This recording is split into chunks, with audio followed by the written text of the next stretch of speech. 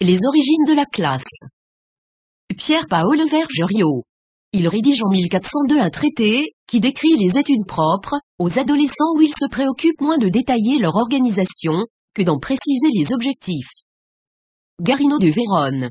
Avec sa femme, il ouvre avec l'accord des autorités communales de Vérone, en 1420, une école publique pour y lire la rhétorique, les épîtres et les discours de Cicéron, enseigner toutes les matières qui concernent l'éloquence, et tout ce qui plaît aux auditeurs, et est utile aux jeunes gens, et aux citoyens de la ville, et du district véronnais qui veulent s'instruire dans cette discipline. Garino est également autorisé à accepter en pension les élèves étrangers. Le couple Garino et leurs enfants habitent dans la maison où se tient l'école, et la vie y est communautaire. Vittorino de Feltre. Il naît à Feltre près de Venise, en 1378, et meurt en 1448. Durant ses études, il a des maîtres illustres Vergerio, Barzizza et Garino. Il ouvre une première école à Venise d'où il renvoie à leurs parents, les élèves peu doués à ses yeux, en demandant de les orienter plutôt vers le commerce que vers les lettres. À la demande du prince de Mantoue et de sa femme, Vittorino ouvre une école dans cette ville, en 1423. Il obtient le droit d'y mêler les enfants du prince à d'autres élèves fortunés ou non.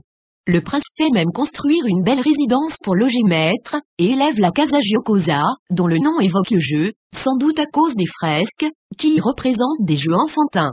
L'école de Vittorino dispose donc d'un espace conçu pour être une école et un pensionnat, ce qui est très rare à l'époque, voire novateur. Adepte de l'apprentissage, Parséur sait ainsi que le cœur, comme image métaphorique de la mémoire, se fixe dans les langues européennes à partir du verbe latin recordari, se souvenir. L'italien dit recordasi, l'anglais parle de ir pour mémoire, ou endroit où se forment les pensées, et l'expression to learn, baillir à son équivalent, en français apprendre par cœur. Les frères de la vie commune, depuis 1381, cette congrégation religieuse créée par Gégroud 1340 à 1384 à Deventer fonde des écoles, dont les plus réputées sont celles de Svol et de Venté. Les élèves sont pensionnaires, comme dans les collèges médiévaux. La grande nouveauté est l'organisation en classes de niveau, 8 classes ou divisions. La progression dans les apprentissages est soigneusement définie. Le passage d'une classe à l'autre est conditionné par la réussite à un examen. Le recours au théâtre est un outil pédagogique pour apprendre à mémoriser et à mettre en action un texte. L'éducation religieuse reste le but ultime des études. La discipline est très sévère, comme en témoigne un ancien élève, Érasme 1469 à 1536, qui la fustige dans ses écrits. Les frères de la vie commune sont très rapidement connus pour la copie de petits livres de piété.